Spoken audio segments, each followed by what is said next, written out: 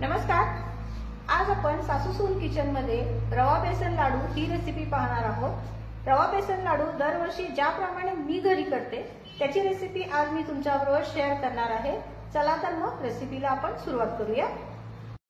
चला तर आपण साहित्य पाहूया. इथं मी एक मोठी वाटी बारीक रवा घेतलेला आहे. आपल्याला रवा बेसन लाडूसाठी बारीकच रव्याचा वापर करायचा आहे.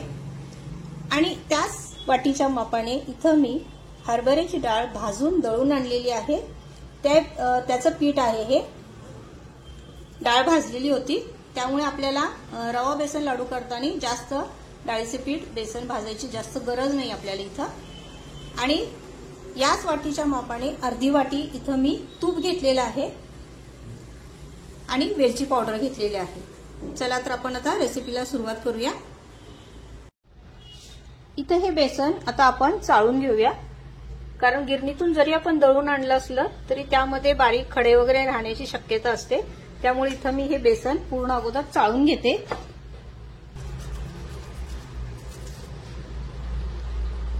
हे बघा, हा असा कचरा राहू शकतो म्हणून कधीही बेसन घेताना आपल्याला बेसन हे नेहमी चाळूनच घ्यायचं. इथं आता मी गॅस ऑन केलेला आहे आणि कढई तापायला ठेवलेली आहे. कढई आपली तापलेली आहे. आणि कधीही रवा बेसन लाडू किंवा बेसनाचे जरी तुम्ही लाडू करणार असाल तर शक्यतो कढई ही जाड बुडाचीच घ्यायची, पातळ बुडाची घ्यायची नाही. आणि आपल्याला इथं हे रवा बेसन जे आहे हे मंद आचेवरच संपूर्ण प्रोसेस करून घ्यायची आहे. अगोदर मी इथं थोडासा हा रवा भाजून घेणार आहे. मंद आचेवरच आपल्याला हा रवा संपूर्ण रवा भाजून घ्यायचा आहे. यामध्ये आता मी स्टार्टिंगला तूप टाकणारच नाहीये बिलकुल पण. असाच रवा एक 10 मिनिटं बारीक मंद आचेवर परतून घेणार आहे. रवा खूप भाजणार नाहीये, एक 50%च भाजणार आहे. कारण आपण भाजलेलं बेसन घेतलेलं आहे. ज्या वेळेला आपण रवा बेसन मध्ये ऍड करू त्यावेळी आपल्याला जास्त वेळ लागणार नाही म्हणून मी अगोदर थोडासा हा रवा परतून घेते. एक 50%च भाजून घ्यायचा आहे.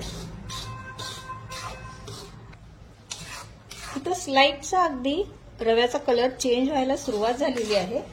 आता हा रवा आपला 50% भाजलेला आहे. हा काढून घेते आता मी.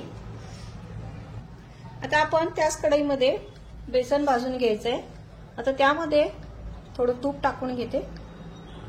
तूप सगळं साईडने व्यवस्थित सोडायचं म्हणजे बेसन कुठेही भांड्याला चिकटत नाही. इथं मी आता पाव कपच तूप टाकलेलं आहे.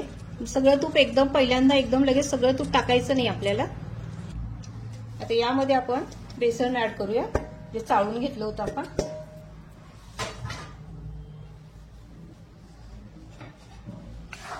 बेसन पण आपल्याला मंद आचेवरच भाजून घ्यायचंय आणि एकसारखं परतत राहायचंय. सगळं तूप पहिल्यांदा एकदम लगेच टाकायचं नाही. जसं लागेल तसं तूप टाकत जायचं म्हणजे आपल्याला योग्य तो तुपाचं प्रमाण आपल्याला समजतं आणि जास्त तुपाचाही मग वापर होत नाही. आता 1 मिनिटभर अगोदर आता मी आता परतून घेते.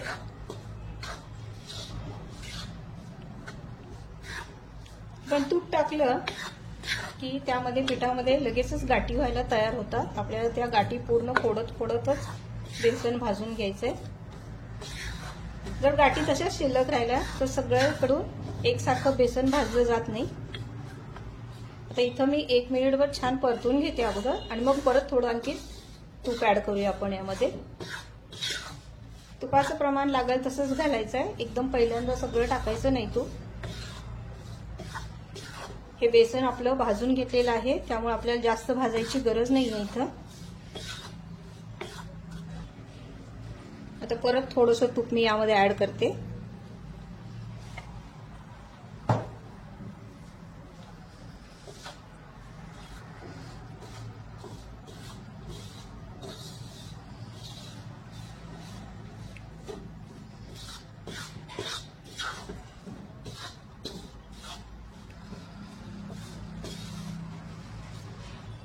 यामध्ये बऱ्याचशा तूप टाकल्यावर गाठी तयार झाल्यात. त्या आपण अशा मोडून घ्यायच्या सगळ्या गाठी, म्हणजे बेसन चांगलं एकसारखं सगळ्या बाजूनी भाजलं जातं. सगळ्या पूर्ण अशा गाठी फोडून घ्यायच्या.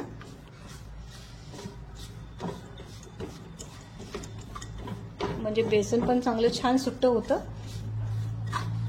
आणि आपल्याला भाजायलाही त्रास होत नाही.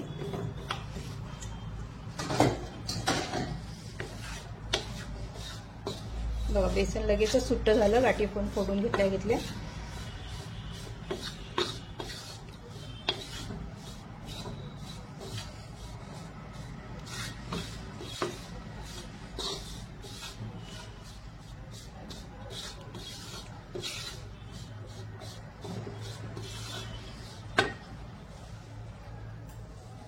आता परत आपण इथे 4 चमचे तूप ऍड करतोय यामध्ये.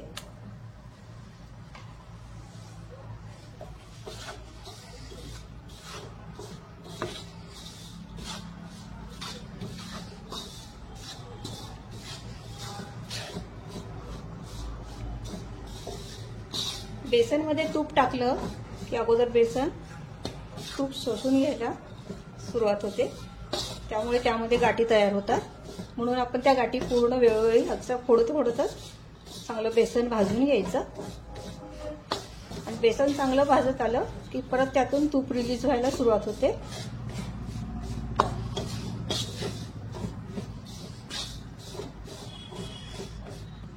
आपल्याला बेसनचा कलर डार्क करायचा नाहीये. आता यामध्ये राहिलेलं तूप अजून मी ऍड करून घेते. परत चांगलं 1 मिनिटभर परतून घेऊया.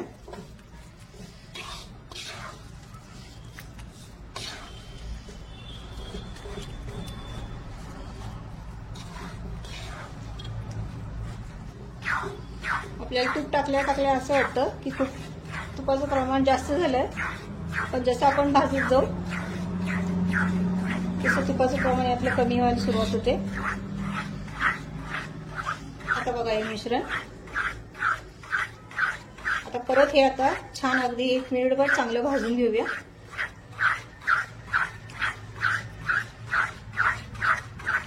एकसारखं हलवत राहायचं, नाही तर खाली बेसन लागू शकतं मग परत.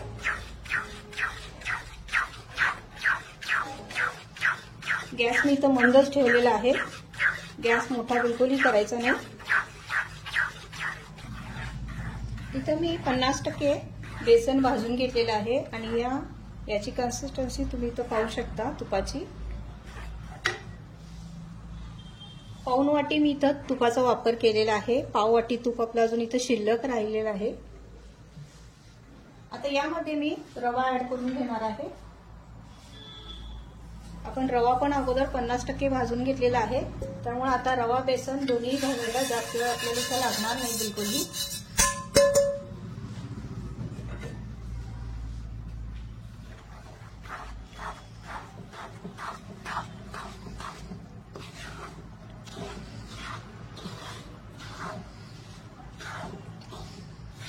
म्हणून बघतच आपण तुपाचा वापर करायचा. लागलं तर अजून एखादा चमचाभर तूप टाकायचं, पण एकदम टाकायचं नाही. आता हे दोन्ही मिश्रण आपण मिक्स केलेली आहे, रवा पण आणि बेसन पण. आता हे दोन्ही पण आपल्याला छान परत आणखी 2 ते 3 मिनिटं चांगलं आपण इथं हे परतून घेऊया.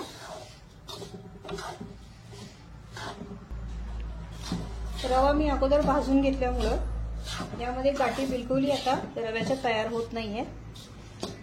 म्हणून अगोदर रवा 50% चांगला कोरडाच जरी परतून घेतला तरी चालेल. तुपाचा वापर त्यावेळी भाजताना नाही केला तरीही चालेल. कोरडाच 50% भाजून घ्यायचा. आता हे दोन्ही मिश्रण आपल्याला छान इथं आता मस्त अगदी 2 ते 3 मिनिटं चांगलं भाजून घेऊया. व्यवस्थित चांगले हे दोन्ही पण एकजीव झाले पाहिजेत आणि चांगले खमंग भाजले गेले पाहिजे. त्याचा खमंग वास आला पाहिजे असा बेसनचा आणि रव्याचा.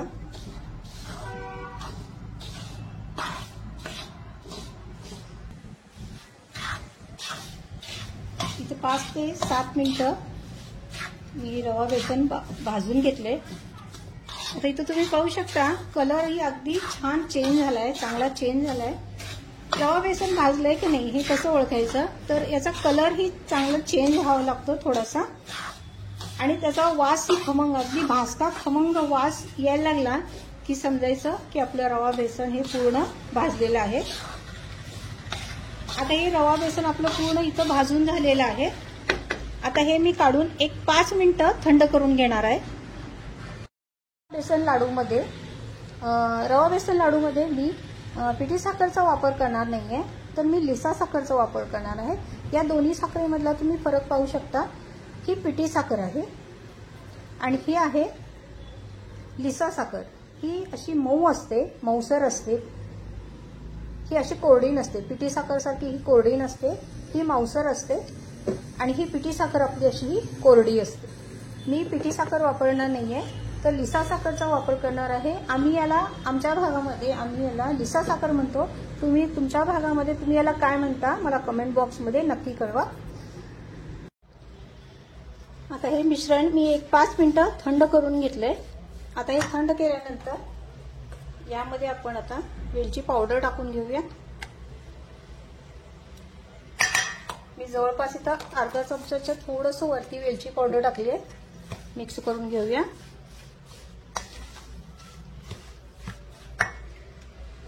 आणि ही जी लिसा साखर आहे ती मी ऍड करून घेते. सगळी एकदम पटकन टाकायची नाही, तर अगोदर थोडीशी निम्मी टाकायची, ऍड करून घ्यायची, मिक्स करून घेऊया सगळं चांगलं.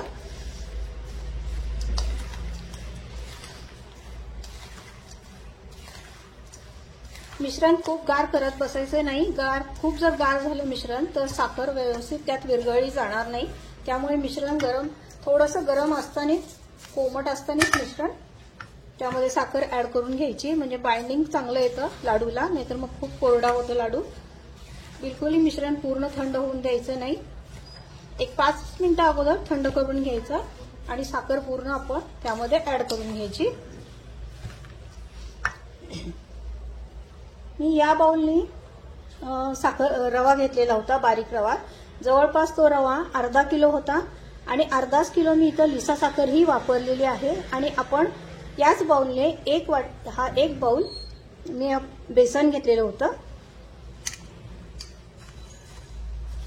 आता हे सगळं छान मिक्स करून घेऊया. हे नुसतं असं मिक्स होत नाही, तर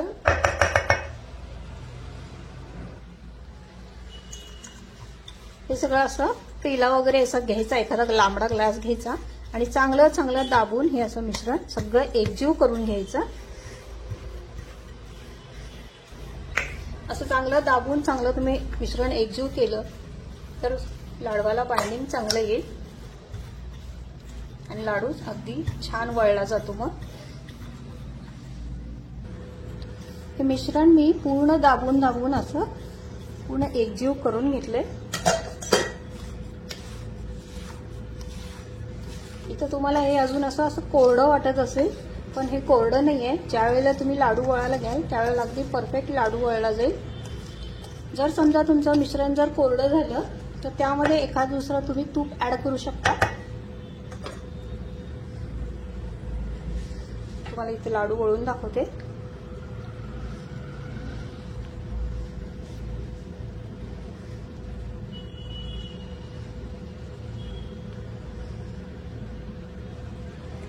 अगदी मस्त असा हा रव्याचा दाणेदार लाडू छान अगदी तयार होतोय. अगदी बाइंडिंगच खूप छान आलंय आणि तुपाचंही आपलं आपण जास्त वापर केलेला नाहीये.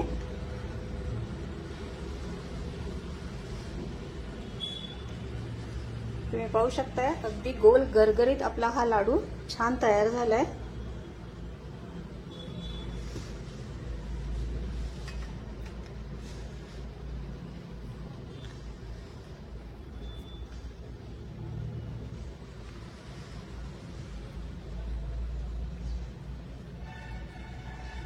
दुसराही लाडू तुम्हाला मी वळून दाखवते.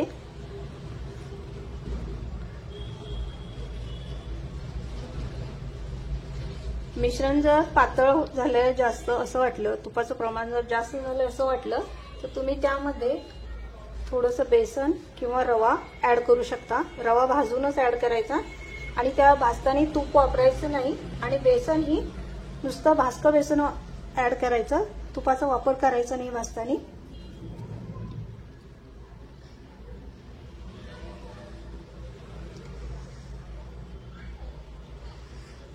अशा प्रकारे आता मी सगळे लाडू बांधून घेते. इथे आपले सगळे लाडू वळून झालेले आहेत. तुम्ही हे लाडू पाहू शकता. जवळपास 30 ते 32 लाडू आपले तेवढ्या याच्यामध्ये आपण जेवढा रवा, ज्या मापाने आपण रवा बेसन घेतलं होतं त्या मापामध्ये आपले 32 ते 33 लाडू तयार झाले आहेत. आणि एक टिप सांगते तुम्हाला मी, लाडू ज्या वेळेला तुम्ही लाडू बांधता त्यावेळेला हे मिश्रण आपलं जे आपलं लाडू, रवा लाडू बेसनाचं जे मिश्रण आहे ते कोमटच पाहिजे. गार थंड बिलकुलही होऊन देऊ नका, नाहीतर मग लाडू बांधता येणार नाहीत तुम्हाला. त्यामुळे मिश्रण कोमट असताना सगळे लाडू पूर्ण आपल्याला इथं हे बांधून घ्यायचे आहे. तुम्हाला एक लाडू मी इथं मोडून पण दाखवते.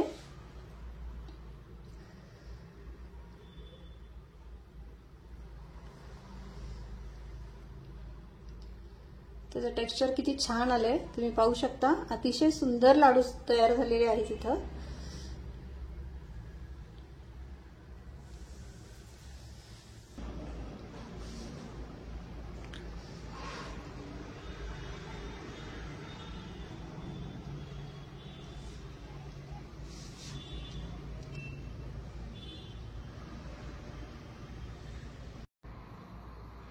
आपले आजचे हे रवा बेसनचे लाडू तयार झालेले आहेत.